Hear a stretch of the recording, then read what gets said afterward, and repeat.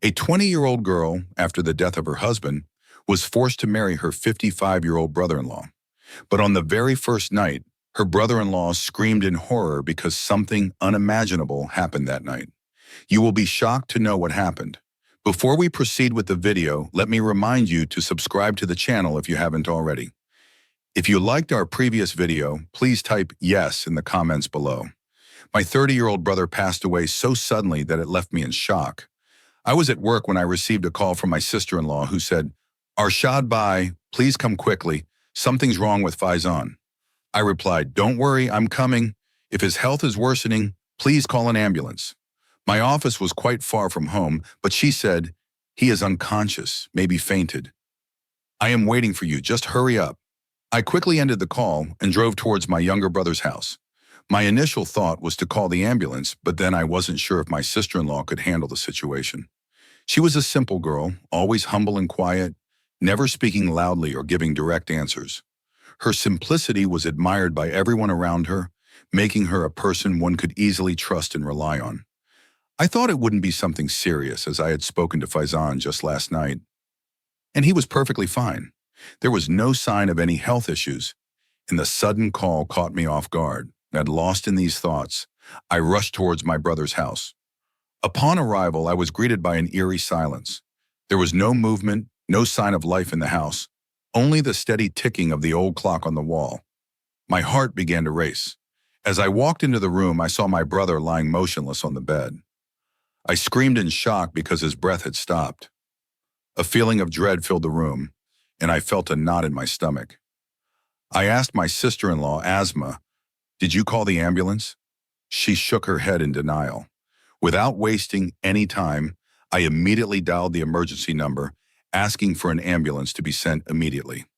I started trying to revive my brother, performing CPR with all my might, but I knew deep down that if I had known how serious the situation was, I would have called the ambulance much earlier. The minutes felt like hours as I desperately tried to bring him back to life. After what seemed like an eternity, the sound of the ambulance siren filled the air, and its workers rushed into the house. One of them, who seemed like a doctor, checked my brother's pulse and neck. He shook his head negatively and looked at the other workers. His face revealed nothing but solemnity, and I knew at that moment that there was no hope left. My brother was laid on a stretcher and transferred into the ambulance. The ambulance doors slammed shut with a finality that made my chest tighten. Within moments, the siren echoed in the air again, and my heart sank further. I was sitting in the ambulance with my sister-in-law, feeling numb as the flashing lights outside blurred my vision. We arrived at a large hospital where the emergency doctor immediately checked my brother. After a thorough examination, the news the doctor gave me left me stunned. My sister-in-law collapsed on the floor and fainted. The doctor informed us that my brother had passed away before we could even bring him to the hospital. His death was attributed to a heart attack. I felt as though the ground had disappeared beneath me. The life I had known was shattered, and I could hardly accept the words that had just been spoken. We had to return home with his body in the ambulance, and I couldn't help but wonder how everything had changed so suddenly. I called my wife to inform her, but even she couldn't believe it. My sister-in-law was sobbing uncontrollably. I tried my best to comfort her, but it was difficult. Words felt meaningless in that moment, as no amount of consolation could heal the raw grief we were both feeling. Soon after, my wife arrived at Faizan's house, but her presence didn't ease the pain. It felt as though we were in a dream, unable to wake up. Gradually, everyone in the neighborhood learned of the tragic news. People gathered in shock, unable to believe that a 30-year-old had passed away in his sleep. Some were in disbelief, while others were desperately searching for answers, asking why such a young life had been taken so suddenly. But no one had any answers. Meanwhile, I was not only dealing with the grief of losing my brother, but also deeply concerned for my young 20-year-old sister-in-law. She had suffered such injustice. She had become a widow in her prime, her life now forever altered. In her sorrow, she not only broke her bangles, but also hurt herself, unknowingly adding to her own suffering. My wife, Shayla, was trying to console her, but she was failing. Asma was inconsolable, and there was nothing we could do to ease her pain. Shortly after, Asma's relatives arrived, and everyone started offering their condolences. But her grief was too overwhelming for her to bear. The pain of losing her husband, the suddenness of it all, had completely consumed her. The very next morning, my brother's funeral was held, and his face was lost to us forever, never to be seen again. The memories of him were all we had left. I still couldn't believe it. My brother had left this world so quietly. Just the night before, when I spoke with him, he said, "I need to talk to you about something very important. I will come to your house in the evening, and we will sit down and talk." Little did I know whatever he wanted to tell me would remain a secret, locked inside him forever as he passed away. After my parents, the only real connection I had in this world was my brother. Now he too was gone, leaving me alone with only the memories of our conversations and the things we had yet to discuss. But in the midst of this sorrow, I also knew that life had to go on. My sister-in-law, Asma, was left alone with no one to turn to. The thought of her being forced into a marriage with her older brother-in-law, a man she barely knew, was a source of deep concern for me. The injustice she had suffered was unimaginable, and I couldn't help but worry about the future she was now facing. The events that unfolded on that first night were just the beginning of a much darker story. I sat by his grave for hours, tears flowing freely, mourning the loss of the person who had been my closest companion. The wind seemed to carry my sorrow away, but no matter how hard I tried, I couldn't shake the feeling of emptiness that had taken hold of me. After what felt like an eternity, I finally returned home, trying to pull myself together. My wife, Shayla, greeted me with a look of concern. "Asma is in a terrible state," she said gently. "Her family wants to take her with them, but she refuses to go. She wants to stay in her in-laws' house." I was shocked when I heard this. "But who's left in her in-laws' house except for me and you?" I replied. "We live in a separate house. This house was Faizan's, but if she wants to stay here, we have no objection. But how will she live here, alone in her mourning? How difficult it will be for her to stay in this house after the loss of her husband." Shayla responded softly, "She's in shock right now. We shouldn't force her. If she wants to stay here with the memories of Faizan, we shouldn't send her away." I agreed with Shayla, understanding that in such a delicate situation, we needed to be supportive. We explained this to her family, and they reluctantly understood and left quietly. Asma's parents were old, and she had 3 married sisters, but no brothers. In a way, she had already lost a significant part of her support system, and I didn't want to add to her grief. Shayla then said, "I will stay here with Asma for a few days, and you go back home." So Shayla and the children stayed at Asma's house, and Shayla took on the responsibility of taking care of Asma. She enrolled Asma's children in school and started teaching them as well. In addition, she kept Asma's spirits up by talking to her, comforting her, and being there when she needed someone to listen. Shayla's calm presence was like a balm for Asma's raw grief. But no matter how much Shayla tried, Asma's sorrow was overwhelming. She would often burst into tears, sitting quietly, unable to contain her pain. It was heartbreaking to watch someone so young go through such unimaginable loss. While Asma maintained a formal distance from me, Shayla often updated me on Asma's condition. I could tell that Asma was struggling with the weight of her new reality. She didn't know how to navigate the world without Faizan by her side. She was only 20, and yet she had been thrust into a widow's mourning with no time to prepare. The pain was palpable, and I couldn't help but feel responsible for her well-being. As the days passed, Asma's condition slowly began to improve. The deep sadness was still there, but it wasn't as all-consuming as it had been in the beginning. The more Shayla spent time with Asma, the more she began to open up. One evening, I went to meet Shayla. It had been over a month since I had been living apart from my wife, and I could no longer resist the feelings building inside me. The loneliness had crept in, and I missed the intimacy we once shared. The moment I entered the kitchen, I pulled Shayla close, holding her in my arms and expressing my love for her. She smiled and teasingly said, "It seems you've been missing me a lot these days." Without any hesitation, I kissed her neck, feeling the warmth of her skin against my lips. Just as I was about to let my emotions get the better of me, Asma suddenly appeared in the room. She didn't seem to notice us at first, but as soon as she saw us, she quickly covered her face with her dupatta and excused herself, walking away without a word. The embarrassment and guilt I felt in that moment were overwhelming.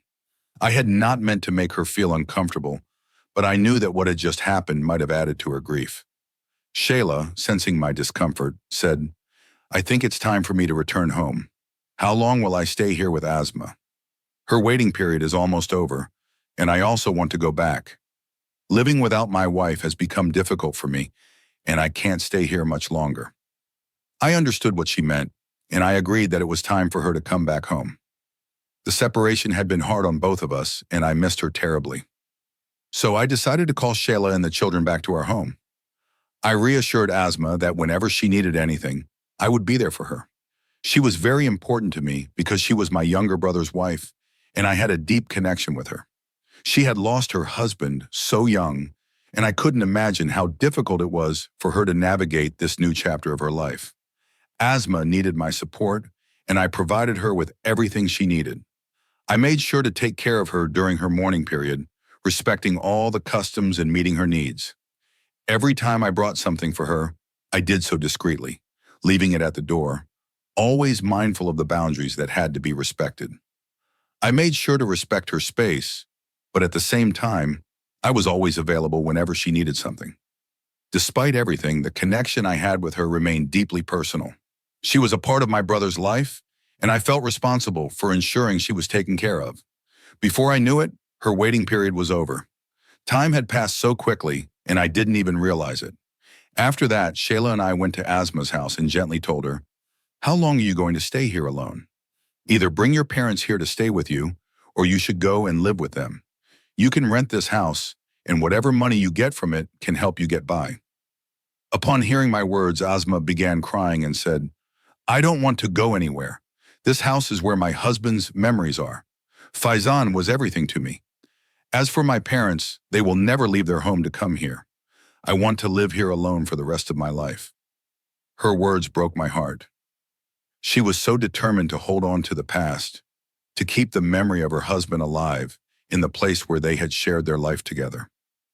I knew I couldn't force her to leave, but I also knew that she needed to find a way to move forward, to heal, and to make peace with her new reality. The house, now filled with echoes of the past, would be her prison if she didn't allow herself to start rebuilding her life. But as she had made clear, it would be her decision. I could only offer my support and hope that, in time, she would find the strength to move on. Asma's words struck me deeply, and my grief resurfaced. The shock of what she had said echoed in my mind, as if it was too much to process. Shayla had advised me to leave Asma to deal with her grief in her own way for the time being, and that it was best not to pressure her. However, I never stopped visiting Asma's house. Whenever she needed anything, I rushed to her side. I had promised myself that I would never let my widowed sister-in-law feel lonely. I would always help her with anything she needed during her difficult times. My intentions were always to support her, to ensure that she didn't feel the weight of her loss alone. She was family, and I couldn't bear the thought of her suffering without help. I also made a plan to talk to her after some time about remarrying, knowing that one day she would need to move on. After a few months, one day I went to deliver groceries to Asma. I thought it would be a simple visit, a way to provide for her needs, but it turned out to be more complicated than I had imagined.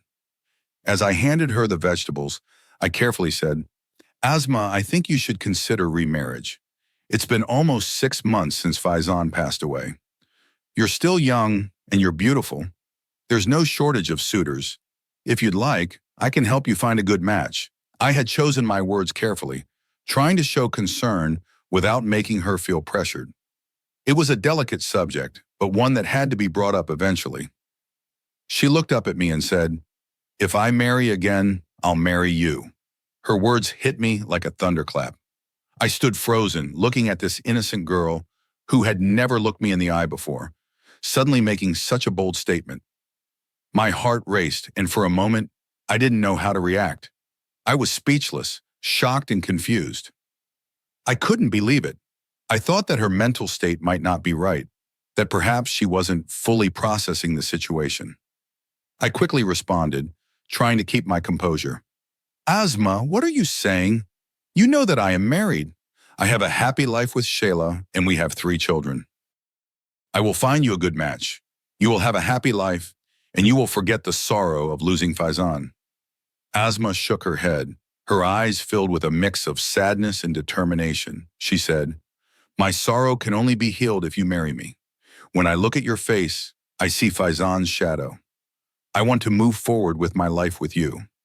When you are near me, it feels like Faizan is still with me. I can smell Faizan's presence in you. If you want, we can secretly get married. Don't tell Shella about this. After all, you take care of all my expenses, so wouldn't it be better for you to marry me?" Asma's words were filled with a strange sense of helplessness, and it was clear that she was still deeply affected by her loss. She was seeking comfort in the only way she knew how, trying to fill the void left by her late husband. I couldn't look at her anymore, and I silently got up and walked out of the house. My mind was spinning, trying to process what I had just heard. I had gone to convince Asma to consider remarriage, to help her move forward, but instead she had proposed marriage to me. The situation was far beyond what I had expected. My mind was racing. I couldn't make sense of her words, and I struggled to understand the depth of her emotions. I thought she couldn't be in her right mind, that perhaps her grief was clouding her judgment. I knew I had to give her more time to process, but I also realized that someone had to be there for her. She couldn't be left to navigate this alone. If I could somehow support her, perhaps through marriage, her life could become stable again. But it was all too much, too soon. But I couldn't make any decisions without consulting Shayla. I didn't want to do anything behind her back, especially something as serious as this. Shayla was my wife, and our family's integrity meant everything to me. I needed to talk to her about this, and I decided to seek her opinion. But by the time I returned home, Shayla and the children weren't there.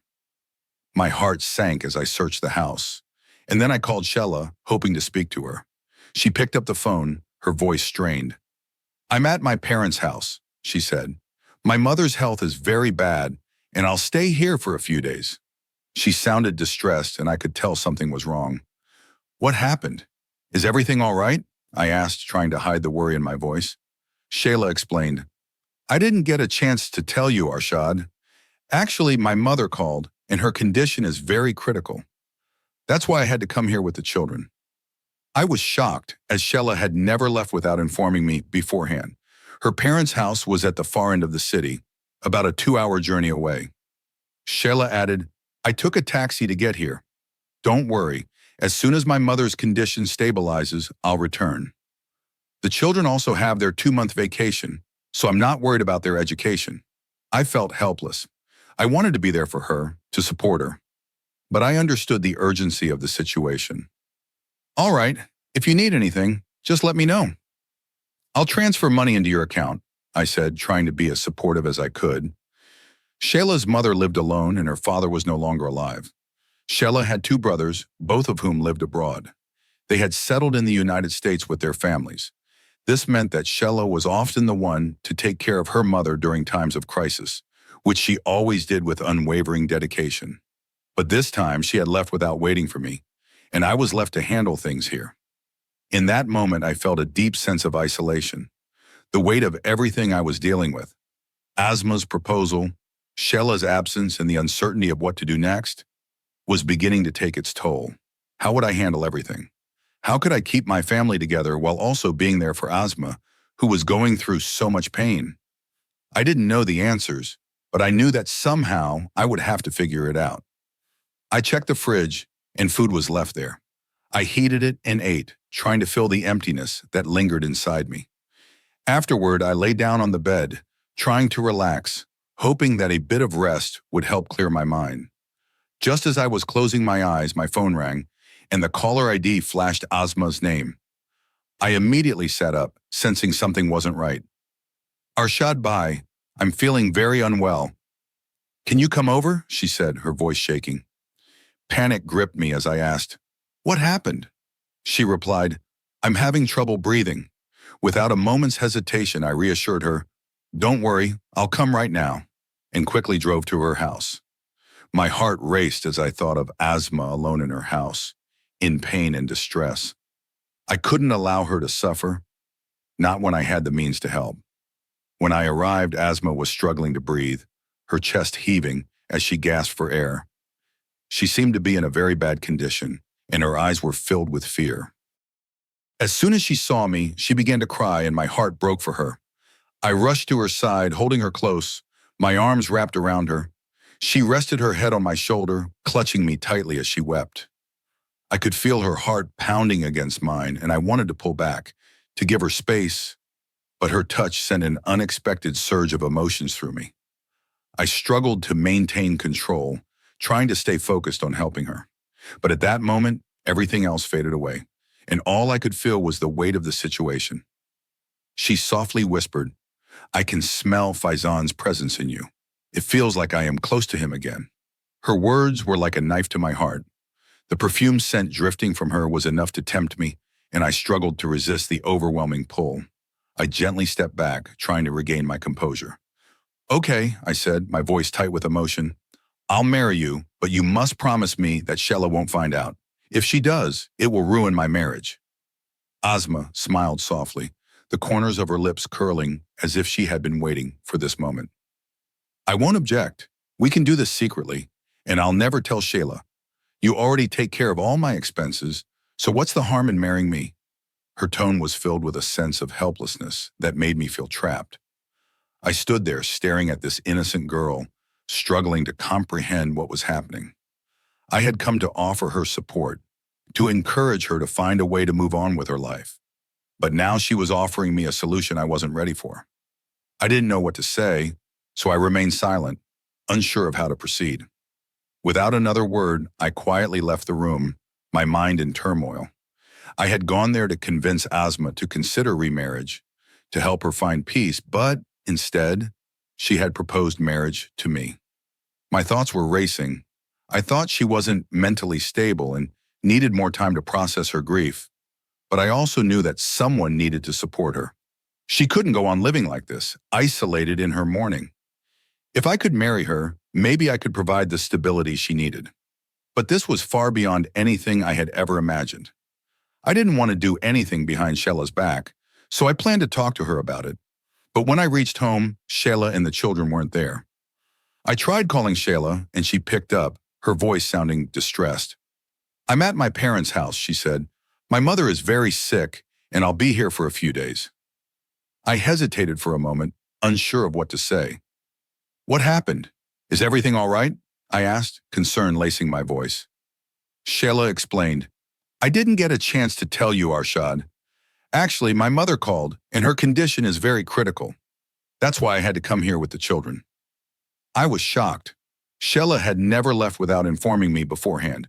Her parents' house was at the far end of the city, about a 2-hour journey away. "I took a taxi to get here. Don't worry," she reassured me. "As soon as my mother's condition stabilizes, I'll return. The children also have their 2-month vacation, so I'm not worried about their education." I tried to stay calm, but I couldn't ignore the unease settling in my chest. "All right, if you need anything, just let me know." "I'll transfer money into your account," I said, trying to offer my support from afar. Sheila's mother lived alone, and her father had passed away. Sheila had 2 brothers, both of whom lived abroad. They had settled in the United States with their families, which meant that Sheila was often the one to take care of her mother during times of crisis. But this time she had left without waiting for me, and I was left to deal with everything on my own. I was suddenly faced with a whirlwind of emotions, and I didn't know how to handle it all.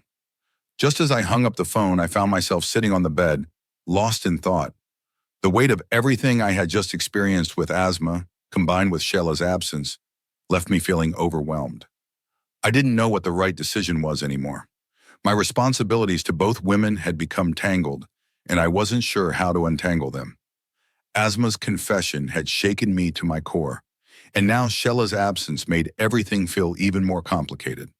How could I continue to support Asma while remaining faithful to my wife? I knew that something had to change, but I wasn't sure what that change would be or how I could live with the consequences. For now, I could only wait for Sheila to return and try to find clarity in the chaos. But deep down, I feared that no matter what happened, I would never be able to truly move forward. The past and present were too entangled, and I wasn't sure how to escape the emotional maze I had found myself in. She said, "I told him I will leave you no matter what." And that's when things started to get worse. He became agitated, and I could see his blood pressure rising. I knew it would be dangerous for him, so I deliberately gave him a medication that would increase his blood pressure. That's when he had a heart attack. I knew he was gone because I didn't take him to the hospital in time. But I didn't tell you immediately. I waited until morning to call you. She made it seem like my brother had passed away peacefully in his sleep, though in reality, he had died right in front of me. I wanted to have you, and today, I've succeeded in my goal. I've already sent a message to Shela Bobby, telling her that you married me. She'll be here in a little while because I've also sent her a picture of the marriage certificate. Now that I'm married to you, why would I live the rest of my life pretending to be a widow? I will live my life with you just as Shela Bobby did. Looking at me with her big eyes, she seemed like a woman full of deceit. It was as if I had fallen into her trap. A few moments later, Shela entered the room, staring at me in shock. I tried to explain everything to her, but she didn't believe a word I said. She left, the same way she had entered, without saying a single word. I rushed after her, but by the time I reached outside, she had already left in a taxi. I went back inside and stood there, feeling trapped. In that moment, I realized I couldn't continue living with this woman. I divorced her immediately.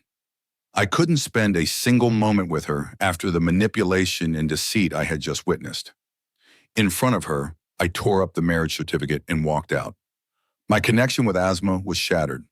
I finally reached Shela and told her everything, but she was furious that I had even married Asma in the first place. Despite her anger, she forgave me because of our children. I felt a sense of relief wash over me, knowing that I still had a chance to rebuild what I had almost destroyed. Today, Shela and I are back together, but there are still times when I think about Asma and a chill runs down my spine. She was a psychological case, and it was because of her that my brother left this world. Her manipulation nearly tore my family apart, but in a way, her actions had revealed her true nature at the right time, making my life easier in the long run. Women like Asma neither build their own homes nor allow others to do so. That's why one must be cautious around such women. Now, Asma lives alone in that house, and I can't help but feel that it is her punishment to remain lonely for the rest of her life. It's what she deserves after everything she caused. Because of her, my beloved brother, the one whom I cherished more than my own life, is no longer with us. He was the brother I used to visit regularly, and I never knew that a woman like Asma was his wife. If I had known, I would have never stepped foot in her door or crossed her threshold. This is why Islam has commanded us to observe modesty. Many relationships, including the one between a brother-in-law and a sister-in-law, are considered to be sources of temptation and fitna. These relationships must be approached with caution and respect, as they can easily lead to misunderstandings and severe consequences. It's a reminder that certain boundaries must be maintained in order to protect one's family, reputation, and peace of mind.